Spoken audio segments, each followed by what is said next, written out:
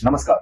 आज हम एक बहुत कॉमन और सेंसिटिव सवाल पर बात करने वाले हैं। अगर 498 ए या डाउरी हरासमेंट की कंप्लेंट होती है तो क्या पुलिस तुरंत एफआईआर करती है और एफआईआर से पहले पुलिस क्या चेक करती है? इंटरनेट पर इस टॉपिक पर बहुत सारी वीडियोस मिल जाती हैं, लेकिन अक्सर उनमें या तो फेक क्रिएट किया जाता है या फिर हाफ इंफॉर्मेशन दी जाती है। इस वीडियो में मैं आपको सुप्रीम कोर्ट के गाइडलाइंस के बेसिस पर सिंपल हिंदी में प्रैक्टिकल रियलिटी समझाऊंगा।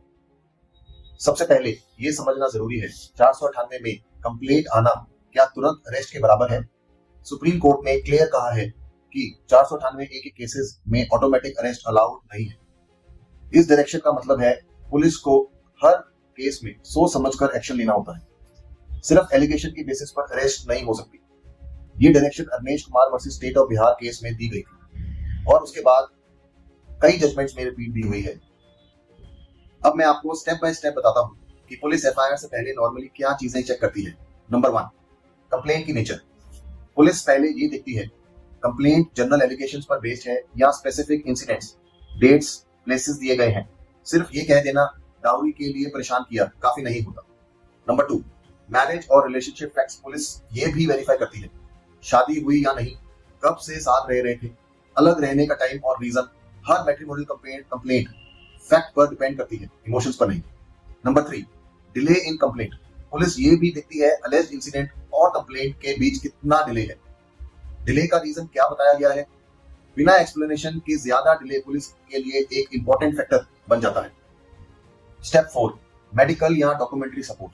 पुलिस ये चेक करती है कोई मेडिकल रिकॉर्ड है या नहीं, कोई मैसेजेस, ईमेल्स या डॉक्यूमेंट्स है या नहीं। सिर्फ ओरल एलिगेशंस के बेसिस पर हर केस स्ट्रॉन्ग नहीं होता। नंबर 5, पार्टीज का कंडक्ट पुलिस इंक्वायरी में देखा जाता है। कौन कोऑपरेट कर रहा है, कौन अननेसेसरी एग्रेशन दिखा रहा है, कौन सिर्फ एलिगेशन रिपीट कर रहा है। इंक्वायरी का बिहेवियर भी मैटर करता है। ये सबसे इंपॉर्टेंट पार्ट है। सुप्रीम कोर्ट ने क्या कहा? पुलिस को अरेस्ट से पहले सेक्शन 41 सीआरपीसी के फैक्टर्स चेक करने होते हैं, जैसे क्या अरेस्ट जरूरी है, क्या अक्यूज्ड कोऑपरेट नहीं कर रहा, क्या एविडेंस डिस्ट्रॉय होने का रिस्क है, क्या अक्यूज्ड भाग सकता है। अगर ये कंडीशंस सेटिस्फाई नहीं होती तो अरेस्ट अवॉइड करनी चाहिए, यानी कंप्लेंट का मतलब अरेस्ट नहीं होता। इस स्टेज पर लोग दो गलतियां करते हैं।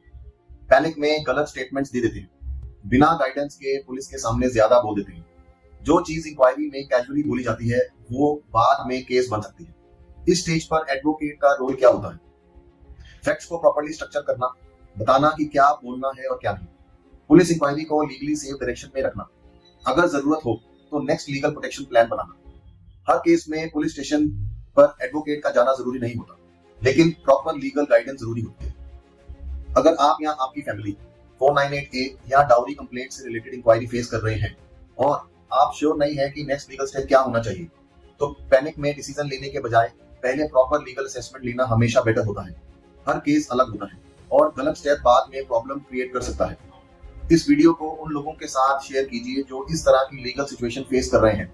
मैं ऐसे ही प्रैक्टिकल और court oriented legal topic simple Hindi में एक्सप्लेन करता रहूंगा।